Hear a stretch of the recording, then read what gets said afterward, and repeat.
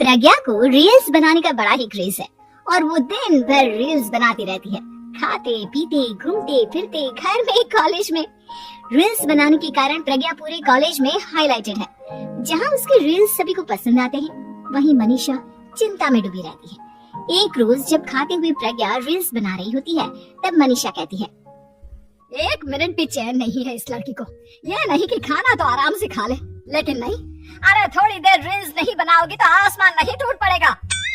अरे मम्मी, इसी को तो कहते हैं डिटर्मिनेशन। तुम नहीं समझोगी ये सब। भगवान, इस लड़की को सद्बुद्धि दे। जब देखो तब टेढ़ा बाका मुंह बनाती रहती है। मनीषा की बात का प्रज्ञा पर जरा भी असर नहीं होता और वो खाते खाते रील्स बनाती रहती है। दिन बीतने लगते हैं और देखते देखते प्रज्ञा का कॉलेज भी खत्म हो जाता है। आए दिन कोई ना कोई मनीषा को प्रज्ञा की शादी करवाने का सुझाव दे जाता है। सब ठीक ही कहते हैं, प्रज्ञा की शादी कर देनी चाहिए। अपने घर के काम काज में व्यस्त हो जाएगी तो खुद ही ये रील्स और नाच गाना बंद हो जाएगा। मनीषा और प्रेम प्रज्ञा के लिए एक अच्छा लड़का ढूंढने लगते हैं और तभी विकी का रिश्ता प्रज्ञा के लिए आता है, जिसने प्रज्ञा को उसकी रील्स देखकर पसंद कर लिया था। अगले दिन विकी अपने माता पिता के साथ प्रज्ञा के घर पहुंच जाता है और प्रज्ञा साड़ी पहने हाथों में चाय की ट्रे लिए उनके सामने आती है। जब विकी को पसंद है तो हमें भी बहू पसंद है। बहन जी, आप बारात की तैयारी कीजिए। एक बार लड़का लड़की अकेले में बात कर ले तो अच्छा रहेगा। हाँ हाँ, क्यों नहीं। मनीषा विकी को प्रज्ञा के कमरे में भेजती है, जहाँ प्रज्ञा पहले से ही रील्स बना रही होती है। तभी विकी कहता है, आ गए आपके साजन जी। हमारे साथ ये रील्स कंप्लीट करती तो और भी अच्छा रहता।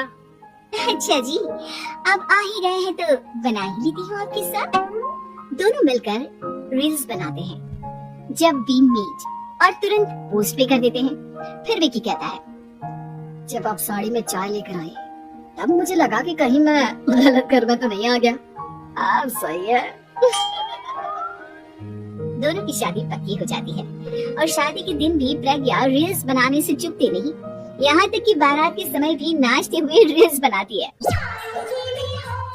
सभी लोग प्रज्ञा की तारीफ के पुल बांध देते हैं और प्रज्ञा नाचती गाती अपने ससुराल चली जाती है। सब कुछ अच्छा चल रहा होता है।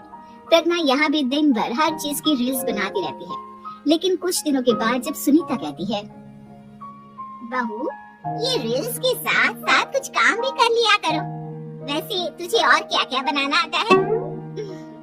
मम्मी जी, वैसे तो सब कहते हैं कि मैं सब कुछ अच्छा बनाती हूँ, लेकिन मुझे लगता है कि मैं मैगी अच्छा बना लेती हूँ।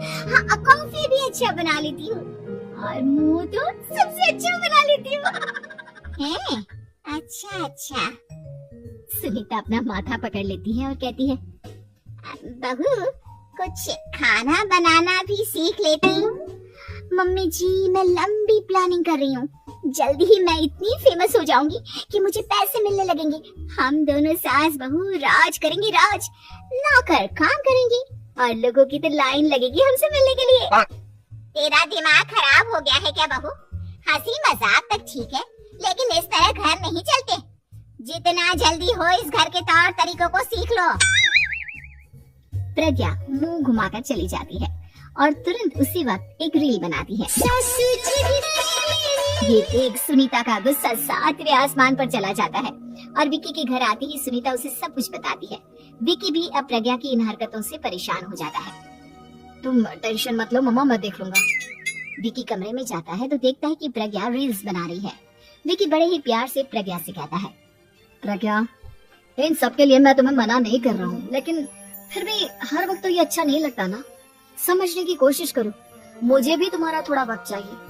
मैं जब ऑफिस से आता हूँ तो मुझे समय देने की जगह इसी में लगे रहते हो। तुम ज्यादा ही सोच रहे हो। तुमने मेरे साथ रील्स